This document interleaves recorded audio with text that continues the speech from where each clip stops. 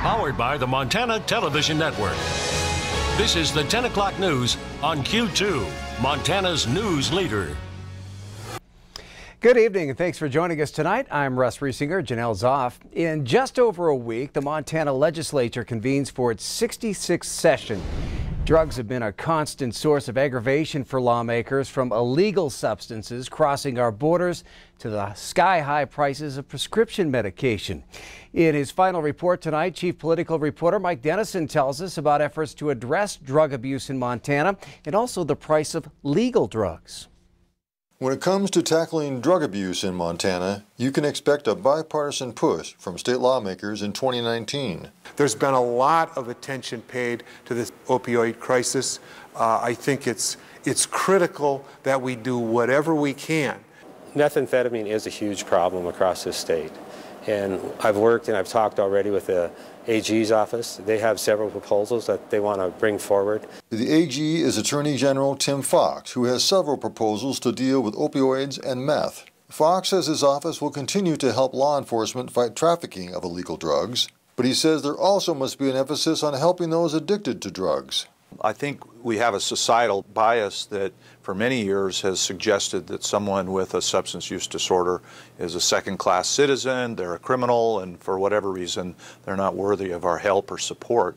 And we want to debunk that myth as well. Fox is proposing state funding for drug treatment courts and for a better coordinated effort on prevention and education to stop drug abuse before it begins. He's also coming forward with proposals to crack down on abuse of opioid painkillers that are prescribed. Right now our prescription drug registry is voluntary, and we believe that if all prescribers and pharmacies were using it, that we could make a dent in the opioid-based prescription drug problem. We also feel that e-scripts or e-prescribing is an important tool, because with these antiquated written scripts, you can forge them, you can steal them, you can alter them. Also at the legislature in 2019, we'll see a push to put the squeeze on prescription drug prices. The State Auditor Matt Rosendale is behind a proposal to stop industry drug benefit managers from withholding information that can help consumers buy cheaper drugs. He says he expects a stiff fight from the pharmaceutical industry, but believes it's a fight that Montana can win. I think that the legislators and the consumers of Montana will not be fooled by a bunch of smooth-talking, high-paid lobbyists, and we're going to be able to get this legislation through. And I really believe that the governor is going to join with us and sign it. So we've given you a taste of what to expect at the session, but as always, plenty of other things will show up on lawmakers' plates. We'll have full coverage of all the action, starting in just a few days. At the Capitol, Mike Dennison, MTN News. And you can view a more detailed look ahead at the 2019 legislature in a special edition of Face the State. That's coming up this Sunday. Change of scenery for a longtime Miles City athletic trainer accused of sexually abusing dozens and dozens of male students. 78-year-old James Eric Jensen transferred from Custer County to the Yellowstone County Detention Center yesterday. Following a federal indictment 1 week ago, U.S. Marshals took Jensen into custody, brought him straight to Yellowstone County. The federal charges against Jensen include allegations of using means of interstate commerce, including the internet, to entice a minor to engage in sexual activity. Those on top of 10 counts of child pornography charges filed by the Department of Justice in Custer County, and a massive civil case with 31 victims. Those victims allege that Jensen abused them at his home and at school when they were student athletes. Jensen still has court dates scheduled in Custer County.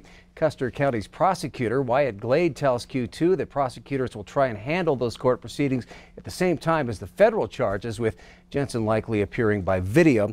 Now, according to the Yellowstone County jail roster, Jensen is listed as a federal hold with no bond.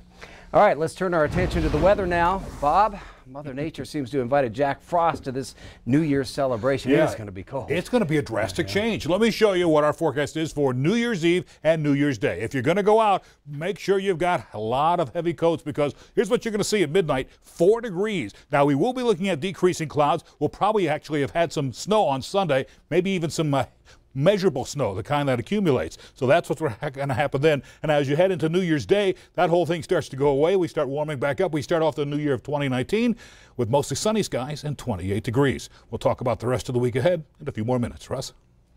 Well, some lucky person is holding on to the winning ticket for the 2018 Montana Millionaire Game. That drawing was held today, and the winning ticket was sold right here in Billings. The winning number, 106109. We're told the ticket was sold at the McFinney's on 17th Street back on November 30th. And McFinney's is no stranger to those winning tickets. The business sold the winning ticket for Montana Millionaire about 9 years ago. Also in the past, McFinney's sold the winning ticket for a new pickup truck, which was part of the Montana Millionaire Lottery. Well, selling the winning ticket is not only exciting, but it also brings in extra business as well. We get a lot of people that come from a long ways away to come in here and buy their tickets, especially for the big drawings like that. I think they said something like 4,000 tickets were sold here this year. And, you know, after winning twice now on the Montana Millionaire, next year, who knows how much it'll be. Montana Millionaire sold out in record time this year with all 150,000 tickets sold by December 5th. For more winning numbers for this year's drawing, you can visit our website, ktvq.com. Well, coming up on tonight's 10 o'clock news, we're going to roll out the red carpet and shine a spotlight on the biggest entertainment stories of the year. And later in sports, we look back at former Billings senior star Charlie Klepp's pursuit of a four-peat, a journey worth reliving. That's coming up in just a bit. You're watching MTN News with Jay Cohn and Janelle Slade. Storm Tracker weather with Bob McGuire. And sports with Scott Green. This is the 10 o'clock news on Q2, Montana's news leader.